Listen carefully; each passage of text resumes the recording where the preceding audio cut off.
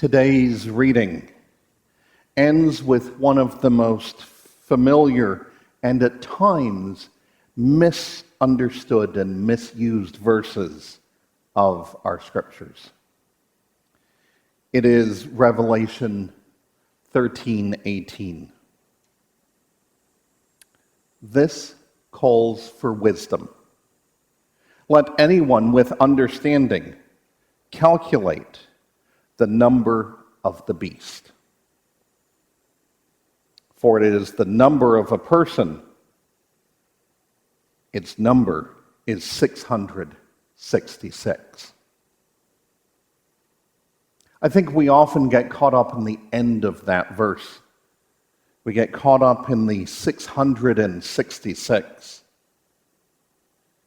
because there's a very simple way to calculate that number and figure out who this person is that is the second beast in today's story. N.T. Wright has this to say: "It is more or less certain that the number 666 represents, by one of many formulae well known at this time, the name Nero Caesar, when written in Hebrew characters. Many peoples and many languages use letters as numbers, as we would if we described a system where A is 1 and B is 2 and so on. The monster who was, is not, and is to come looks pretty certainly to be Nero." So that's great. We've literally got Nero's number. Here are some of the things that we do know about Nero Caesar. He lived between 37 and 68 AD. So he was only alive after the death of Jesus, which we peg being around 33 AD. He was the emperor of Rome between 54 and 68 AD, and was one of the most brutal dictators of all time. His rule marked the beginning of the persecution of the church by Rome.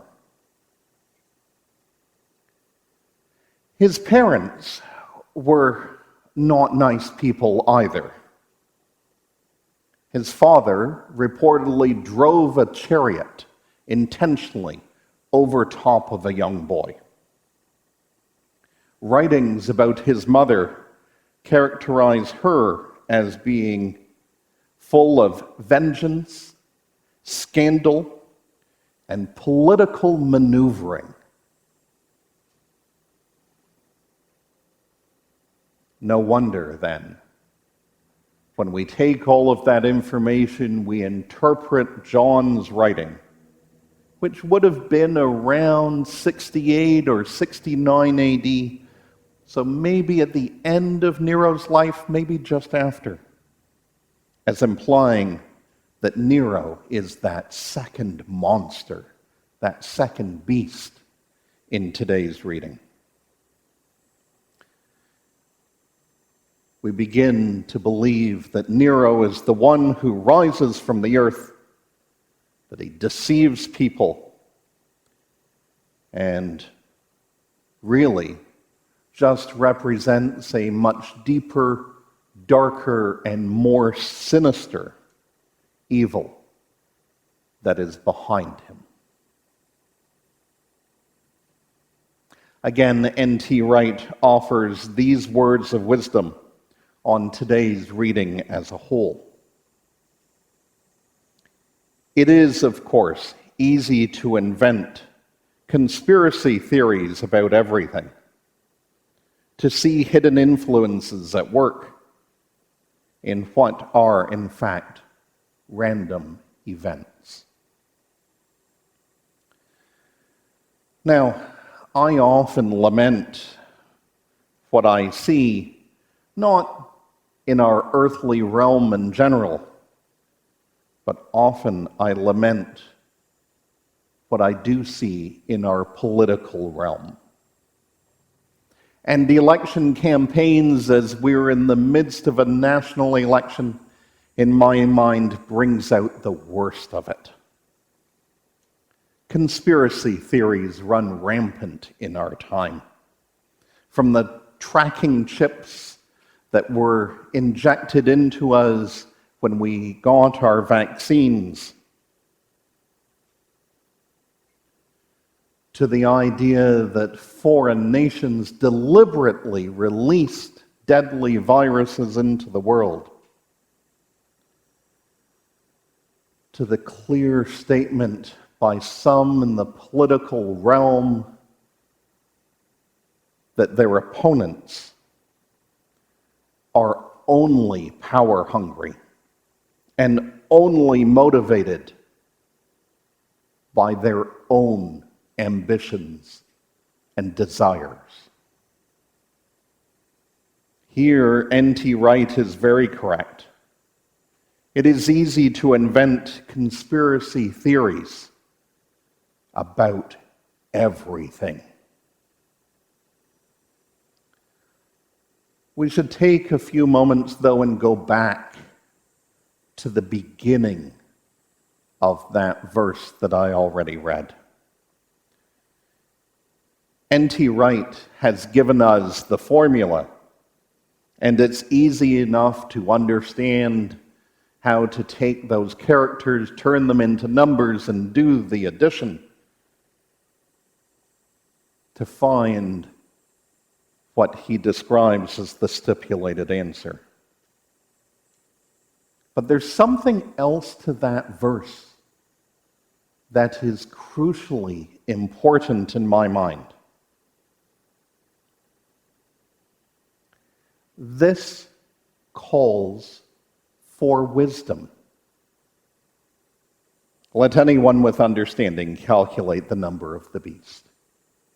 You'll see I highlighted there, this calls for wisdom.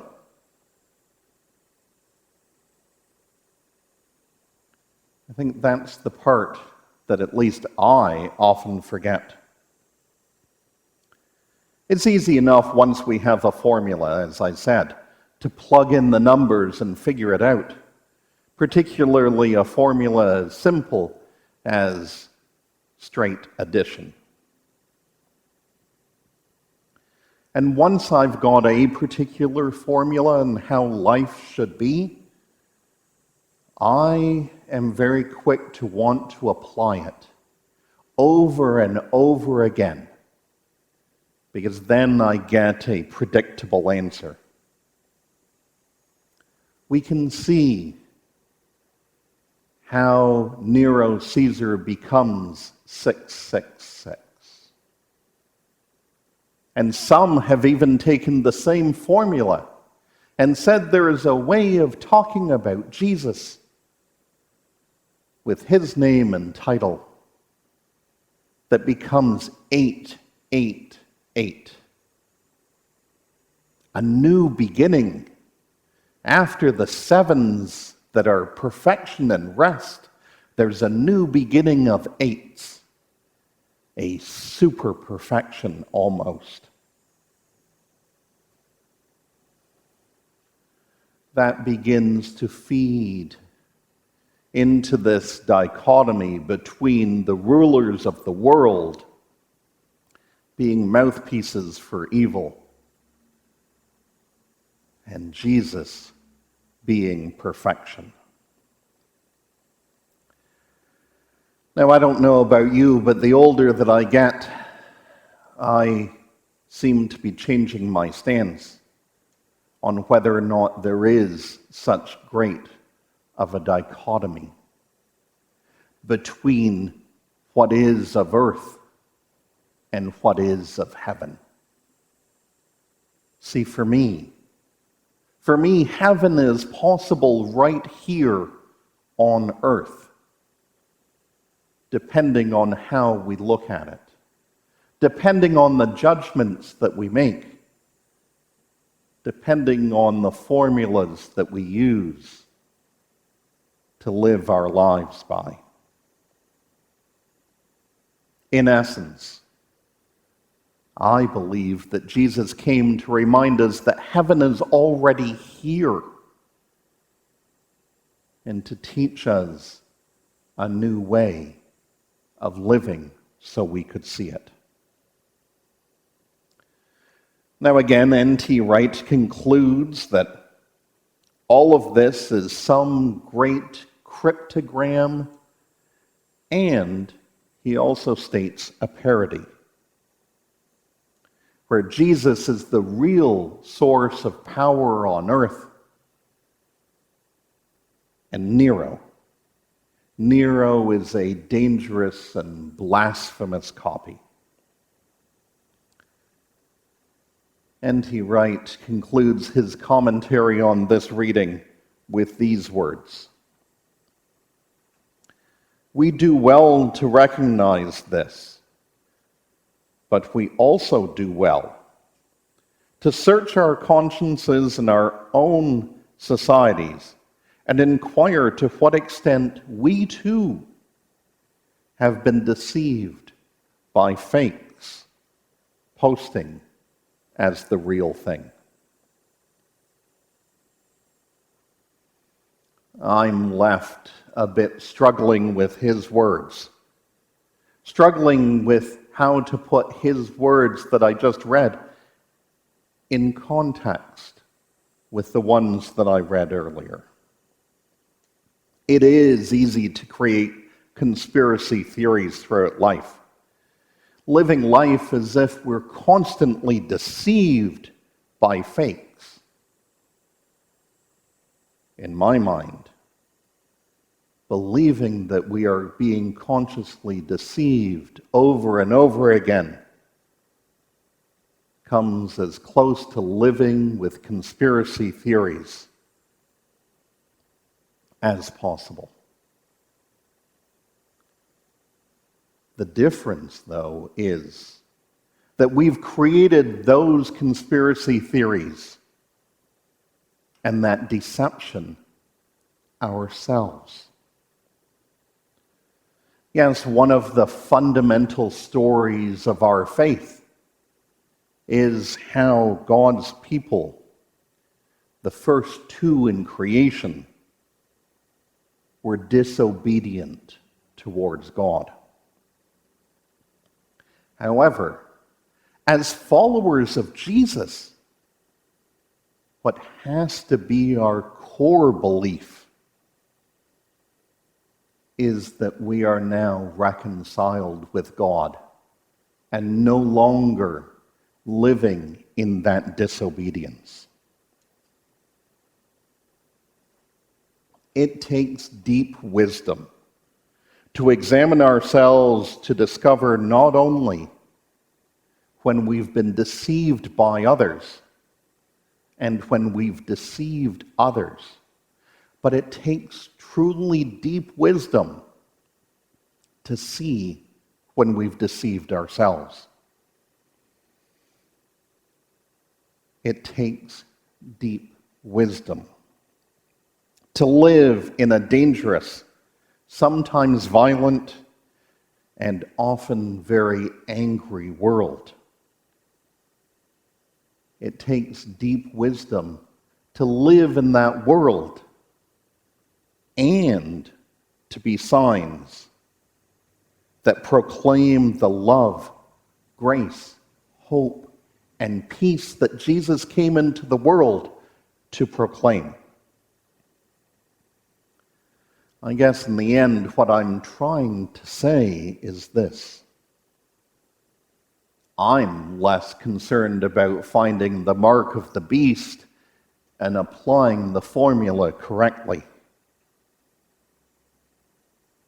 I'm more concerned about finding the mark of Christ. Because, see, at baptism, one is put on the forehead of every baptized person. I mark you with the sign of the cross. That mark, that one that brings those same things of love, grace, hope, and peace into the world, those are the things that with wisdom we can proclaim. And with the support of our God, can bring into the world. And for that, we give thanks. Amen.